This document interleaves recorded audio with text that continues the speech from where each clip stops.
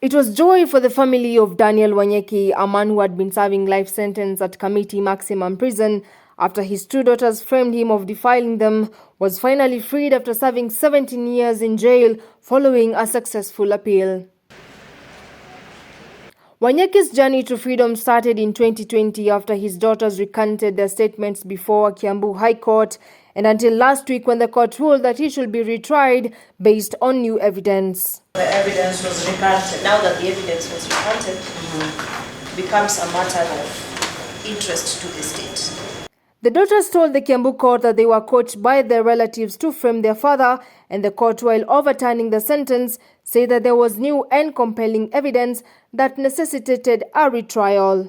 The Land Prosecution Council has submitted as well that this case does not only bring into focus the credibility of witnesses, but also raises pertinent questions on the criminal justice system, and that it is the prosecution submissions that the applicant be released, and a mention date be given in 1 month's time for the prosecution to be able to prepare adequately for the process of a retrial by the prosecution.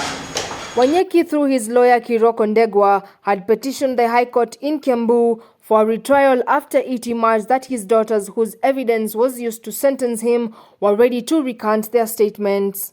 In our judicial system, human rights and fundamental freedoms are upheld. He's a free man. He's a right to bail as an arrested person. He's not serving any sentence. He's not charged. He's merely a person under arrest.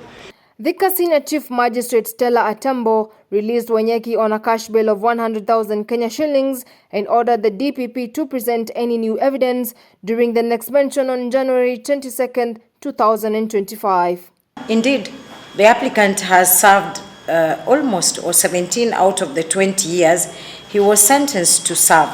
And so the applicant be and is hereby then released on bond of Kenya shillings 100,000 with a surety of a similar amount or an alternative cash bail of the same amount with one contact person who will avail a copy of ID and give a written undertaking on the applicant's or the accused person's attendance in court in future. To his relief, in 2020, his younger daughter, now 24, confessed in court that her testimony that was used to convict her dad was based on malice.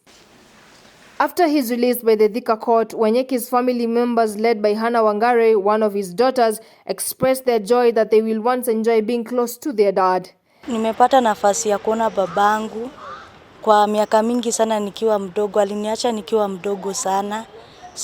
Hata tungepatana na yeye nje singejua ni babangu.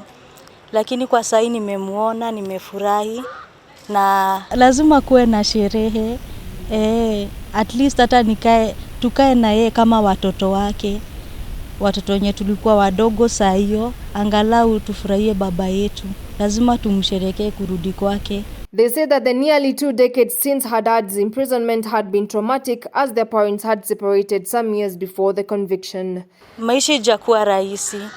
Kwanza kama mimi, kwa sababu saa hiyo nilikuwa nataka kuwa na upendo wa baba na kuwa karibu na mimi. Na hiyo maisha yote kuteseka, tukiwa tunakaa children's home, hajakuwa rahisi kwa kuwa babangu hakuwa karibu. Sasa nilikuwa naenda kumwangalia huko Kamiti kila mwezi. Na sasa naye Mungu ameondolea hiyo mlima kuenda kwa Kamiti. Sasa niko uhuru. Reporting for Rihanna TV from Thika, Kiambu County, my name is Wanjiko Wanjiro.